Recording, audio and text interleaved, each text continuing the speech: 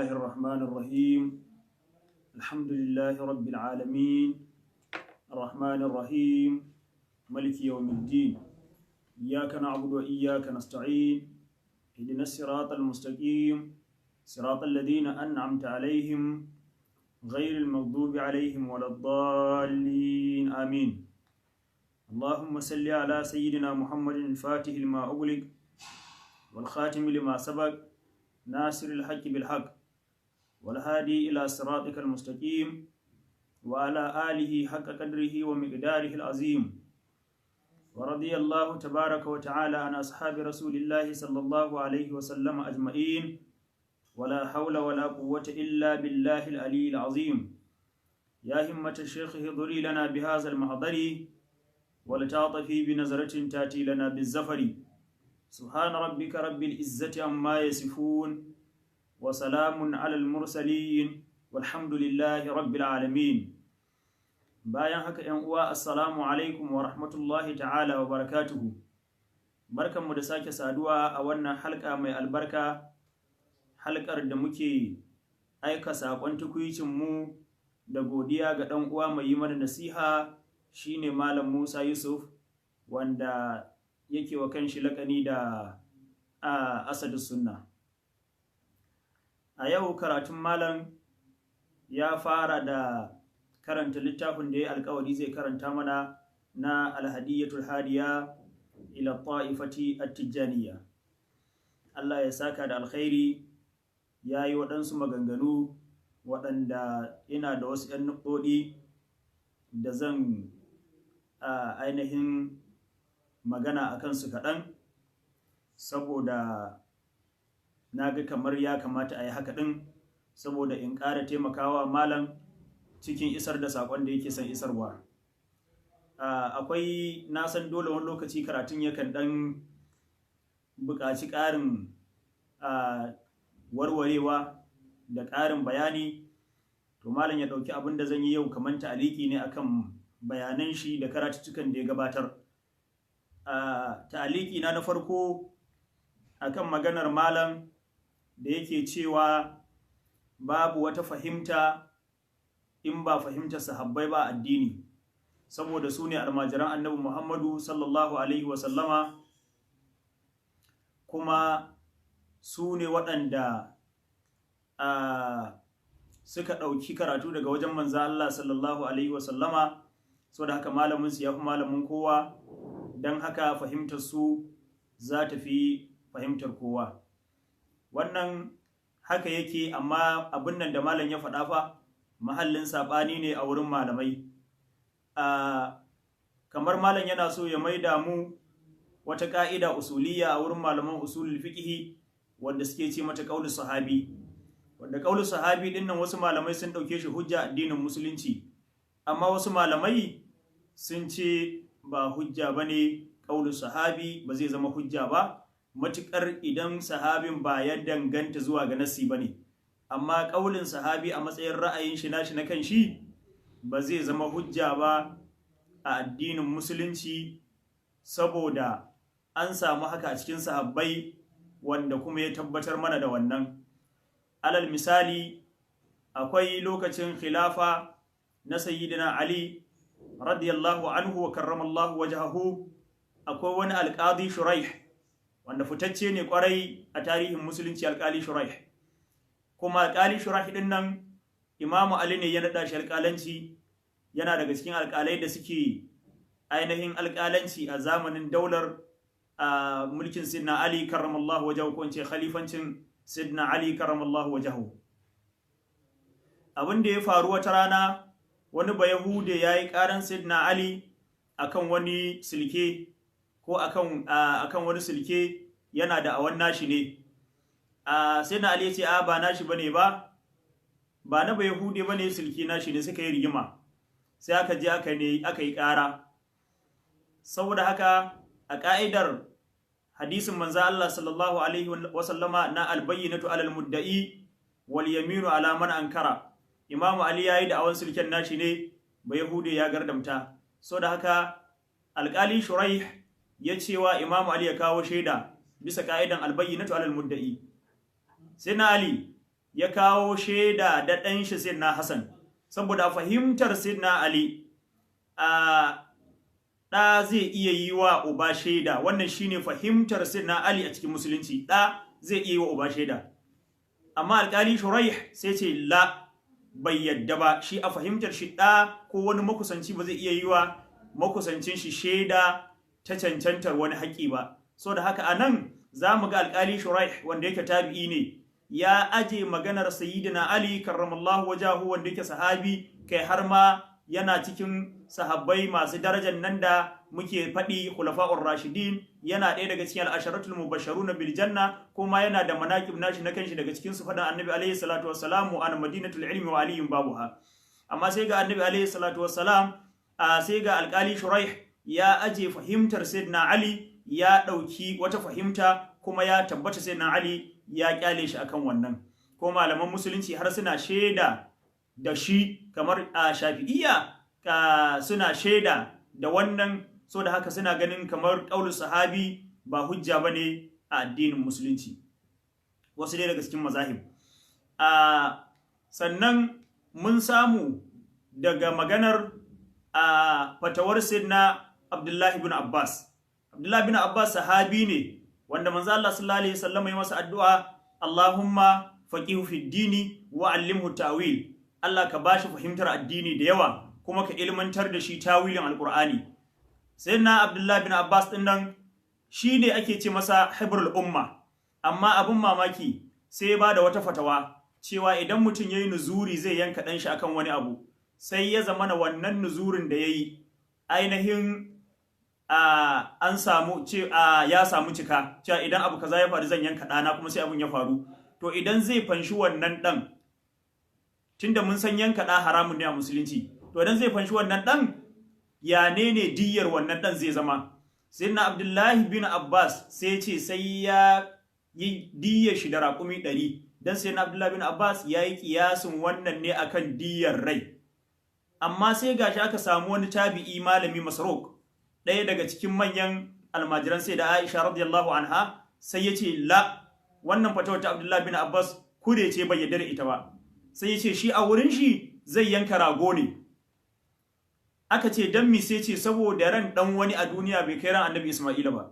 Amma Allah ya fanshi ran Annabi Isma'ila ne da rago ba da raƙumi 100 ba. So da haka ran Annabi Isma'ila ya fi ran wannan din da ake magana, amma kuma an fanshe shi da rago kawai ba da raƙumi 100 ba. Saboda haka sai Abdullahi bin Abbas da kanshi sai ya dawo zuwa ga fatawar Masruq, ya sauka daga tashi. Saboda haka cewa duk abin da sahabi ya faɗa shine kadai dole a musulunci, wannan rashin sanin usulul fiqh ne.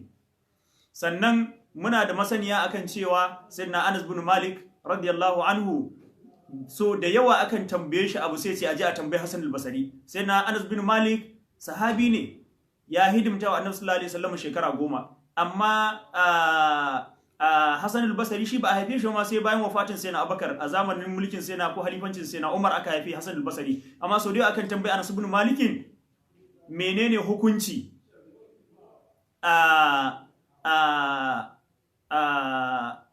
menene hukunci abu, sai ce ya ji a tambayi Hassan al-Basri tabi'i. So da haka rishin sanin usulul fiqh shi yasa ake, ko kuma dan a cimma wata manufa, sai ka ji ana cewa wai abinda sahabbai kadai ya faɗa shine hujja. Da Allah a rika gaya mu mutane gaskiya. Sannan malamai sun dogara da cewa hadisin manzo Allah sallallahu alaihi wasallama da yake cewa duk wanda ya ji zance na nadarallahu ri'an sami'a maqalati fa wa'aha wa addaha kama sami'aha, ai a ƙarshen hadisi yana cewa wa rubba muballagin aw'a min samin. Rubba muballagin, da yawa zaka ɗauko wa mutum hadisi ka isar mar, kai da ka kawo mar hadisin sai fi ka fahimta shi. Idan muka ɗauki wannan hadisin, rubba muballagin aw'a min sami'in, wanda aka isarwa da wanda ya isarwa ne ya jiyo daga mai maganar. Kamar fa anan sami'in shine sahabi, shi daga manzo Allah sallallahu alaihi wasallama ya isar ma da wani. Annabi ce to da yawa zaka dau ilimi kuma sai ka kai ma wanda ya fi ka fahimtar ilimin.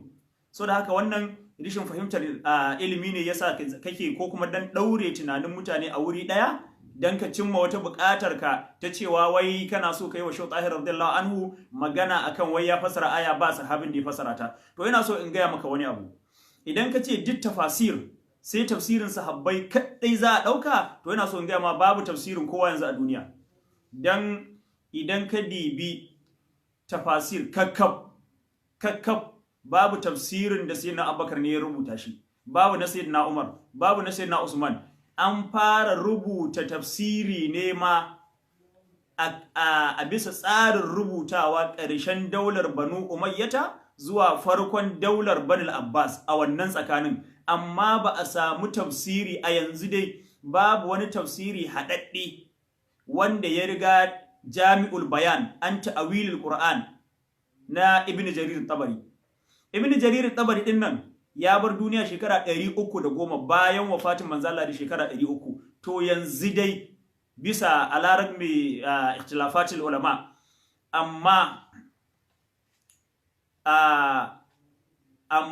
tafsirin Ibn Jarir Tabari shine ake gani tafsiri mafi dadewa, shine ake gani umda a cikin at-tafasir, musamman at-tafsir bil ma'thur, saboda daman tafsiri kashi biyu ne, akwai at-tafsir bil ma'thur, akwai at-tafsir bil ra'ayi. To a cikin tsawon littafai na at-tafasir bil ma'thur zan zana maka Jami'ul Bayan an ta'wilul Qur'an, wanda shine kusan yanzu dai abin da ke a hannu shine mafi dattijantakar tafsiri. Ibn Jarir Tabari yayi shi, baya cikin sahabbai, baya cikin tabi'ai. Shekara 300 bayan wafatin manzo Allah shi yayi wafati, tsakanin shi da wafatin manzo Allah shekara 300.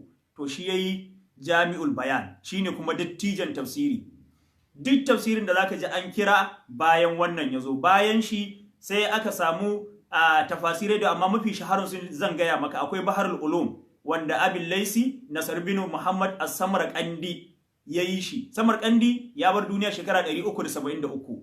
Bayan shi aka yi Ma'alimut Tanzil na Abu Muhammad Al-Hasan bin Mas'ud Al-Bagawi, wanda aka fi sani da tafsirul Bagawi. Bagawi ya bar duniya shekara 510 bayan wafatin manzo Allah sallallahu alaihi wasallam, shekara 500. Bayan shi aka yi Al-Muharrar Al-Wajiz fi tafsiri Al-Kitab Al-Aziz na Abu Muhammad Abdul Haq bin Ghalib ibn Atiyya, wanda ya bar duniya shekara 541. Bayan shi aka yi tafsirul Qur'an Al-Azim na Abul Fida Ismail ibn Umar ibn Kathir. Wannan littafin da kuka fi shahara, kuka fi ingantawa a littafan tafasir shine littafin Ibn Kasir ko kamshin tabi'ina bai ji ba, ya bar duniya shekara 774. Bayan shi aka yi Al-Jawahir Al-Hisan a fi tafsirul Qur'an na As-Sa'alabi, wanda ya bar duniya shekara 786. Bayan shi aka yi Ad-Durrul Manthur fi tafsir bil Ma'thur na Jalaluddin Suyuti, wanda ya bar duniya shekara 911. Bayan shi aka samu Fatahul Qadir Al-Jami'u bayna fannay riwayati wad diraya min ilmi tafsir na Shaukani dan kwanan can ma shekara 250 bayan Shehu Tijani ma yazo. Sannan aka yi Adwa'ul Bayan din wannan da naji kana ta yawan faɗa jiya, da an yi magana shinjidi sai ka ce ai ba mai Adwa'ul Bayan ba. Wannan wanda dan kwanan nan wanda ya bar duniya bayan da shekara 30 da dan wani abu kaɗan, amma kana sa tafsirin shi cikin tafsirin da kake muhimmantawa, balle kuma ana maganar tafsirin Abubakar Gumi. Duka waɗannan tafasir din wanne ne? Ibn Jarir Tabari ne sahabi, ko kuma Abul Lais As-Samarqandi ne sahabi, ko Ibn Kasir ne sahabi? Babu tafsirin sahabi ga ta malam, babu tafsirin sahabi, sai dai wanda kawai za a danganta na wani malami, illa iyaka in yana da isnadi sai a ce at-tafsir bil ma'thur. Akwai kuma at-tafsir bil ra'yi, wanda yana kawo maganganu daban-daban sai ya auna, wanda a cikin su mafi shahara su ne irin su Ruhul Bayan, irin su Al-Jami' li Ahkamil Qur'an, irin su At-Tahrir wa Tanwir, irin su Al-Kashaf, ko da yake Kashaf yana cikin littafin Mu'tazilawa, ko da yake ra'ayinka da fahimtarka ya nuna yana kama da na Mu'tazilawa. Ba na so in zurfafa akan wannan maganar, na san duka ƙarshe ka kawo ta ne dan ka ce wai Shehu Tahiru radiyallahu anhu ya fassara wata ayar Al-Qur'ani, wadda wannan ayar Al-Qur'anin babu wani sahabi da ya fassara ta da haka. Saboda haka kana so kai zargi Shehu ne radiyallahu anhu, sai ka gina bayaninka akan cewa ai duk tafsiri babu kamar na sahabi. To ina so in gaya ma babu tafsirin sahabi a duniya, ka fito ka gaya mutane gaskiya. Ba tafsirin sahabi yanzu a duniya, babu tafsiri ko guda ɗaya na sahabi a duniya. Duk tafsirin da ka gani a duniya na wani sahabi ne.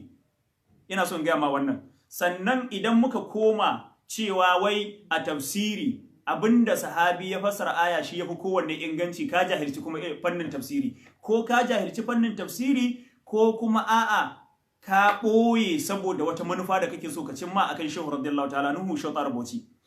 Abinda kenan fassarar sahabi a aya shine a martaba na uku. Na farko shine tafsirul Qur'ani bil Qur'an. Na biyu shine tafsirul Qur'ani bis sunna annabawiyya ko bi aqwalin nabi alaihi salatu wassalam. Na uku shine tafsirul Qur'ani bi qawli sahaba. So da haka kace fassara Qur'ani da zancen sahabbai shi kadai ne amsashe, mai dajjan zance ne wannan, fa huwa raddun. A martaba na uku yake tafsirul Qur'ani bil Qur'an, tafsirul Qur'ani bi aqwalir rasul alaihi salatu wassalam, tafsirul Qur'ani bi aqwali sahaba, sai ayyukas. To Shehu radiyallahu anhu yana tafsirul Qur'ani bil Qur'an ne, yana tafsirul Qur'ani bil Qur'an. Shehu Tahir Bauchi yana tafsirul Qur'ani bil Qur'an, shi sanya in yana tafsirin ma baka ganin ya rike littafi a hannun shi. Na ɗaya kenan. Na biyu ina so ka koma ma akan cewa ka sani maganan dawo da maganan adin jayar da maganan wane akan ta wane sai fa a cikin ayoyi waɗanda suke sun zo da buƙatar tawili, wanda malaman a usulul fiqh suke kiransu zahiri. Amma duk abin da ya zama nassi to ai baya buƙatar sai an tsaya kuma an ce wakila. Shi nassi baya buƙatar wakila. Ban san ko ka fahimci usulul fiqh da kyau ba. Abinda ake rinjayar da zance a ce to na wane ya ce kaza, wane ya fassara da kaza, wane ya fassara da kaza, sai a zo ai rating din maganganun sai idan dalilin da ake magana akan shi ya zama zahiri ne, ya zama ba nassi bane. To idan ya zama zahiri, anan ne sai a diba menene zahiri, shine duk dalilin da zai dau ma'ana sama da daya amma ɗaya tarin jayi daya. To wannan sai a diba. Akwai mujmal wanda yana daukar ma'ana sama da daya kuma babu rinjaye tsakani, dukkan su ma'anan sun zama iri daya. To wannan ayoyin da Shehu radiyallahu anhu ya kawo, wanda yayi magana, wannan ba magana bace ta cewa wani nassi, wani dalili ne wanda yake da iskali, wanda za a koma ana neman rajih da marjuh a ciki, ana neman zahiri da ta'wili a ciki. A'a, nassi ne, ai sarihin nassi ne wannan. Ayoyin baya su za su fassara maka wannan ayar da Shehu radiyallahu anhu Shehu Bauchi fassara ta da yadda fassara ta. Shi ya fassara Qur'ani da Qur'ani ne, shi bai fassara Qur'ani da zancen wani ba ma tukuna, ya fassara Qur'ani da Qur'ani. Ayoyin baya Allah tabaraka wa ta'ala ya ce wa zakur isma rabbika bukratan wa asila. Ka ambaci sunan ubangijinka, kai zikiri, ka ambaci ubangijinka safa da yamma. Wannan shine ake yin dariƙa, lazumin safa da lazumin yamma. Wannan duka abinda ayoyin suka kawo ba abu bane na wajibai, suna daga cikin ababe na nawafil, na raga'ib, na sunnoni, ba na wajibai ba. Wannan duka ba sa cikin wajibai. Wajibinmu shine a musulunci idan kai la ilaha illallah muhammadur rasulullah, kai sallah, kai zakka, kai haji in kana da iko, kai azumi. Shine wancan hadisin na manzo Allah sallallahu alaihi wasallam yake cewa ma taqarraba abdi bi shay'in ahabba ilayya mimma aftaratuhu alayhi. Wadancan kenan. Duk wani bayan wannan nawafil ne. Allah yana son masu yi amma ba dole ba. Shi yasa ce wala yazalu abdi yataqarrabu ilayya bin nawafil hatta uhibbahu fa iza ahabbtuhu kuntu sam'ahu allazi yasma'u bihi zuwa ƙarshen hadisin. To wannan suna cikin babun nawafil. Shi yasa Qur'ani wannan ayoyin suna magana ne akan nawafil, ba wajibai bane. Wa zakur isma rabbika bukratan wa asila wa min al-layli fasjillahu wa sabbihu laylan tawila inna haula'i yuhibbuna al-ajilata, wadanda ba sa yin wannan kenan. Wa yazaruna wara'ahum yawman thaqila nahnu khalaqnahum wa shaddadna asrahum wa idza shi'na baddalna amsalahum tabdila inna hadhihi tadhkira faman sha'a ittakhadha ila rabbih sabila. So da haka waɗannan sune nawafil kuma sune tara'iq. Waɗannan dariƙun da muke yi ba wajibi bane. Shehu radiyallahu anhu wannan ayar yana so ya gaya maka dama dan ya ce maka dariƙa ba wajibi bane, shi yasa ya kawo ta. Ayyuka ne na nawafil. Su ko nawafil Allah bai ce dole ai bace faman sha'a, wanda ya so to ya ɗauka. So da haka wannan raddi ne ladifi Shehu yake wa dukkan masu ganin cewa yan dariƙa suna cewa dariƙa dole ce. Shehu yana in ma zaka ashi dariƙa sai ya gama dariƙa ba dole bace. Ku yi wa Shehu adalci. Yace dariƙa tana cikin nawafil. Nawafil din nan da Allah ya zano nafilfili ne.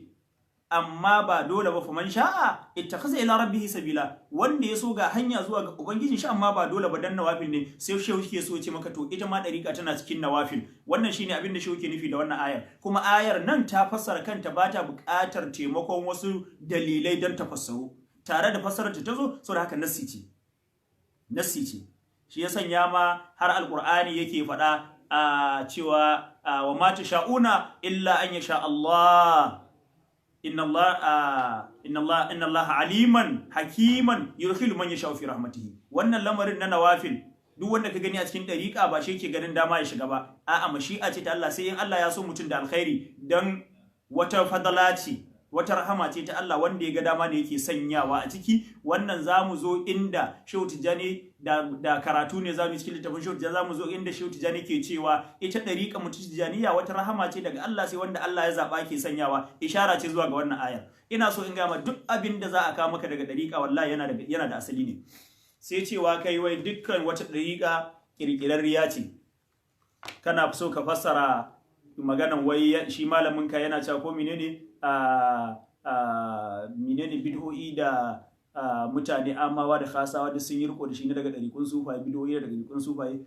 Bari ka ji, akwai wani hadisi da zai baka mamaki. Ina so dan Allah dan annabi masu sauraron ka su tambaye ka musu bayani tsakani da Allah. Na farko abin da nake so su tambaye ka abu guda biyu.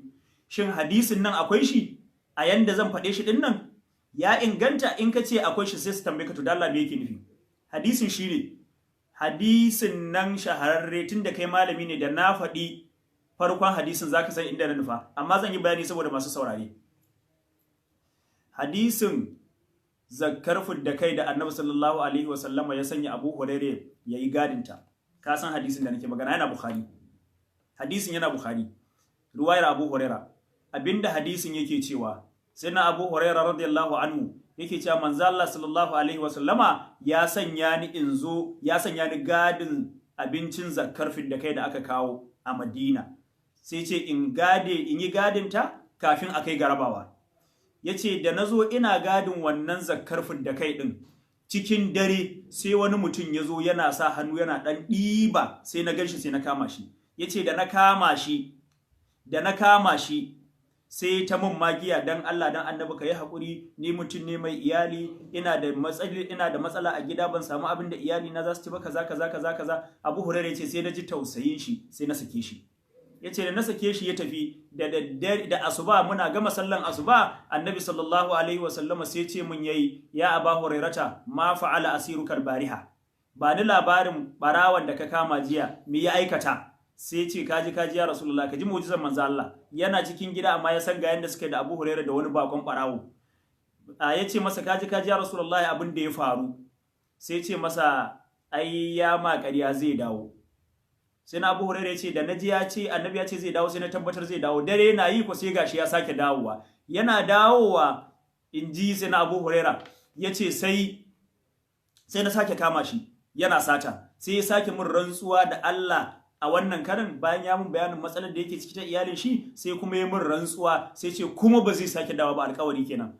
Yace sai na sake shi. Da asuba ma ta yi, a karo na biyu annabi tambaye ni ya labarin barawan ka, naje yace na bashi labari. Sai annabi ce ƙarya yake zai dawo. Yace a na uku da ya dawo da na kama shi, mun yi dogon muhawara. Yace sai ƙarshe yace dan Allah ka sake ni, zan faɗa maka wani abu, zan gaya maka wasu kalmomi wanda idan ka karanta su in zaka kwanta barci, Allah zai sanya maka masu gadi.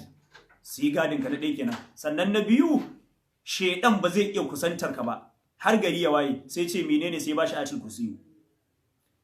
Daren da suka yi sallar asuba, manzo Allah sallallahu alaihi wasallama sai ya ce Abu Hurairah, ina labarin barawan ka na jiya. Sai ce kaji amma har yayi da'awa, ya raya cewa wai akwai wani abu da zai ban, wai in na karanta Allah zai samu mai gadi da dare hakin gari ya waye, kuma shedan ba zai kusance ni ba. Ya ce min in karanta ayatul kursi in zan kwanta.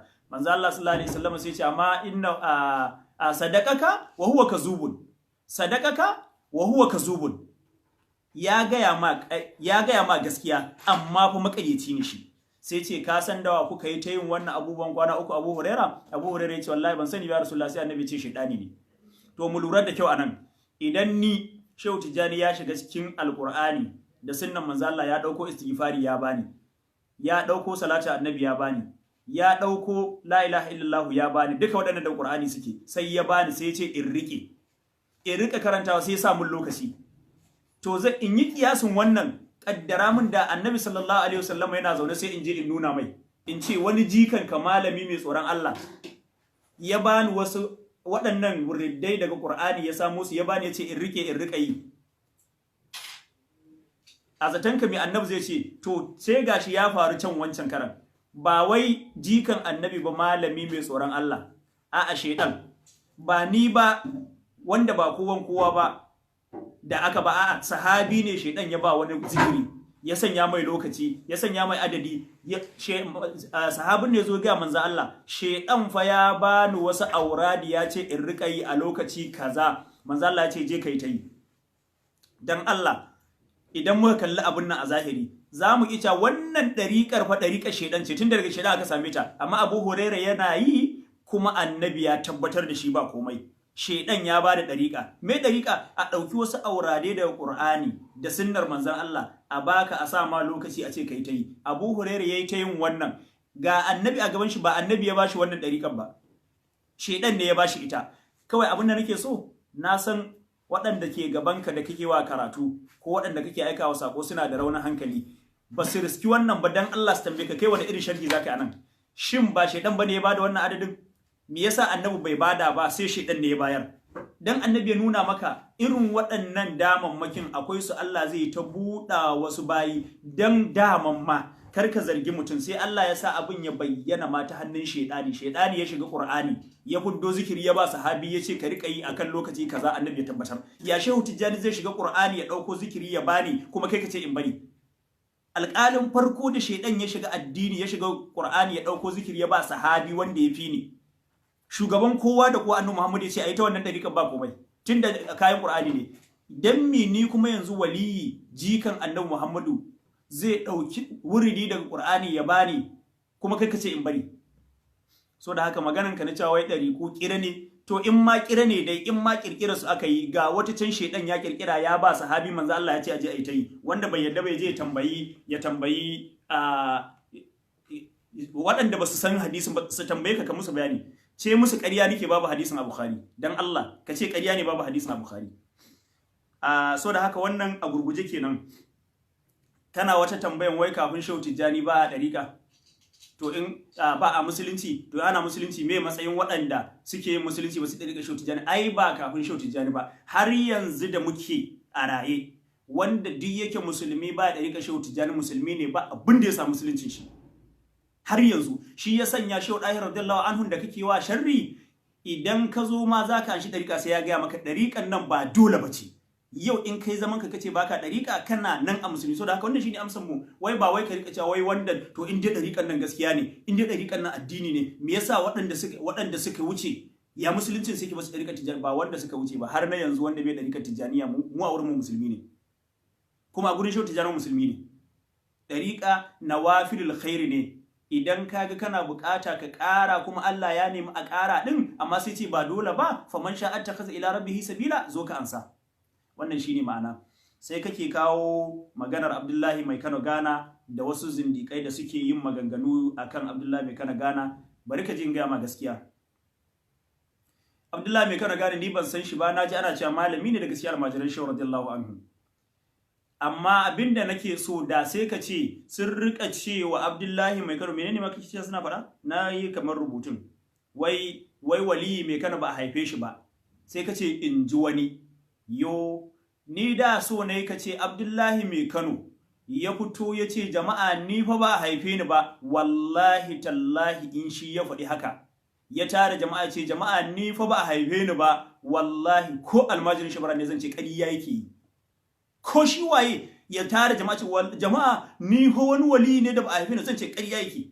Amma idan shi bai faɗa ba, bayan ya wuce sai wani ya zo ce Abdullahi Mai Kano ba a haife shi ba, sai in kalli wanda ya faɗi magana in ce ƙarya kake, amma Abdullahi Mai Kano ba da laifi. Dalili ga wasu nan suna cewa Annabi Isa dan Allah ne, sai mu kalle su ce ƙarya kuke yi, amma Annabi Isa ba da laifi. So da haka ka kalli wannan wanda yake cewa Abdullahi Mai Kano ba a haife shi, ka ce ƙarya kake yi, ƙarya kake yi, amma Abdullahi Mai Kano ba ruwan shi. In ko zaka ce dan wani ya zo ya ce Abdullahi mai Kano ba a haife shi ba, za ka ce to wannan dai shi wanda ya faɗi maganar shi ƙarya yake mun sani, to amma kuma tun da ya faɗi ya ce Abdullahi mai Kano shine aka wa ƙaryanci ba a haife shi ba, so da haka laifin ya shafi har shi, to sai ka hukunta duk abin da kiristoci suke yi alhaki yana kan annabi Isa, in ku kai haka wannan ridda ce. So da haka ku rika amfani da hankali. Ka ce Abdullahi mai Kano wani wali ne wanda ba a haife shi ba, in ji wani, to wani ya yi ƙarya, Abdullahi mai Kano ba ruwan shi, amma ina jaddada ma in Abdullahi mai Kano ne ya faɗi wannan, ko shi waye ba Abdullahi mai Kano ba, ko waye ya fito ya ce mana ni fa wani wali ne da ba a haife shi, za mu ce ƙarya yake kawai bas. Amma wani ya ce ba a haife shi ba, to wannan din wani ya yi ƙarya, amma wancan din tun da ba shi ya sanya shi ba, bari'i dan Allah dan annabi. Jiya sai da na roƙe ka malam, sai na roƙe ka ku daina, kar ka zama cikin shiraru ibadillah almasha'una bin namima almufarriquna bainal ahibba albaghuna lil bura'i al'aiba, ko kuma albaghuna lil bura'i al'anata, duka akwai hadisin. Kar ku zama bari kuna liƙa masa laifi, dan Allah dan annabi a kiyaye wannan. Wannan shine a gurguje ta'aliqin da zan yi akan karatun malam na yau. Allah ya saka masa da alkhairi. Sai zan rufe da wata magana guda daya. Kace wai da kai maganar kai tahaddi da diwanin shehu, ka kawo baiti a diwani, kai tahaddi, wai wani da ya tashi bayani sai ce wai menene laifi dan an ce shehu yayi mi'raji. Kun ga matsalar? Ni ba haka na faɗa ba malam. Na yi bayani akan baitin nan a karatu na shekaran jiya ne ko na jiya, na yi bayani akan baitin nan, kuma ni ban ce wannan wasa da hankalin kana ibhamin abin kamar wani daban ka faɗa, ka ce wani ya fito ya ma raddi, amma ba haka na faɗa ba. Ku daina faɗin abin da ban faɗa ba. A dawo da karatun yana nan akan peji na WhatsApp, akan account ɗina yana nan malam. Ni ban ce maka menene laifin Shehu Ibrahim dan ya ce ya mi'raji ba, ni ban ce ba. Abinda na ce, abinda kake inkarin shi cewa jiharan laqitul mustafa bi uruji ila Allah min zal kauni waqta khuruji, nace tabbas shehu ya faɗa. Kenan nace har ma in ƙara ba da baitin da kai baka karanta mana ba a diwani, yana cewa ra'aitu rasulullahi jaharan wa yaqzatan bi bariza hal zakal mahalluhu, nayi kuma bayani. Sannan kuma nace maganan bi uruji ila Allah min zal kauni, har ma na maka gyara bannar da ka mana saboda tasahif. Kuna zuwa kasuwa kuna sayo littafi kawai kuna karantawa, tasahif ne wannan kana na ce maka ba min zil kauni bane, wa min zal kauni ne, yani min hazal kauni. Ma'anan shi ko wannan ba mi'raji shi yake nufi ba, tafiya ce ta ruhi kame da lamarin ka zuwa ga Allah, yana nuni zuwa ga da Allah ya ce mana fafirru ilallahi, ku koma zuwa ga Allah. Sai shi wace to mun amsa kira, ku sa asal da sunna sai ku zauna kar ku tafi, amma fafirru ilallahi shi wace to mun amsa kira mun tafi. Sannan kuma da maganan Nabi shi ma ya irin wani ce inni zahibun ila rabbi sayahdin, wannan ayoyin ne shi radiyallahu anhu yake nuni zuwa gare su. Da naji dadi kwarai da karatun ka na yau akarwakallahu, Allah ya saka da alkhairi. Lalle karatu yayi dadi kwarai da gaske. Muna godiya kuma muna mutaba'ar ka insha Allah. Za mu ci gaba da godiya da yin tukuici bakin gwargwado. Allah ya saka da alkhairi. Allah ubangiji ya haɗa kawunan al'ummar musulmi albarkan manzo Allah sallallahu alaihi wasallama. Lalle wannan yaki da ka dauko, wannan aiki da ka dauko da neman haɗin ka al'ummar musulmi, cewa idan an ga dan uwanka musulmi yana kuskure, ba zagin shi zaka yi ba mun bari zaka hauka kafirta shi ba, a kiran shi zaka yi da kyakkyawan usulubi. Udu ila sabili rabbika ba ila sabili rabbaka ba, kamar yadda na gani a wata bana a rubuce, udu ila sabili rabbika bil hikmati wal mau'izati al hasana wajadilhum billati hiya ahsan. To wannan abu da kake malam muna godiya kwarai da gaske, kuma ya tabbata shi'ar ɗinku na udu ila sabili rabbika bil hikmati wal mau'izati al hasana, lalle kana akan shi. Muna maka godiya. Allah ya hada mu a cikin ladan kyakkyawan aiki. Allah ubangiji ya sanya muna da kyakkyawan niyya da kyakkyawan ikhlasi, na mu fitar da al'umma ne daga cikin rudani, ba mu sanya su a cikin rudani ba. Wannan shine addu'a na karshe. Allah ya sanya mu tsarkake niyyar mu cikin wannan aikin.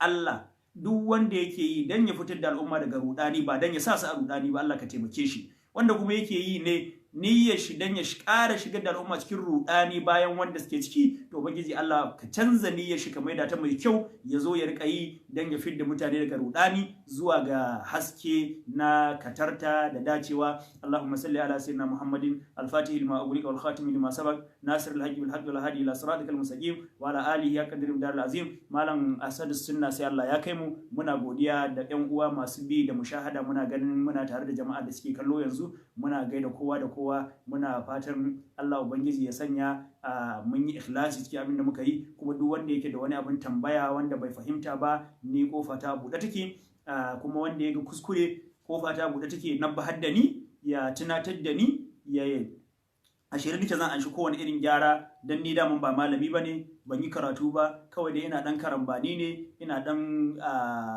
juhudul muqilli dai wannan. So da haka daidai nake da amin gyara, daidai nake kuma da anshi gyara. Subhana rabbika rabbil izzati amma yasifun wa salamun alal mursalina walhamdulillahi rabbil alamin.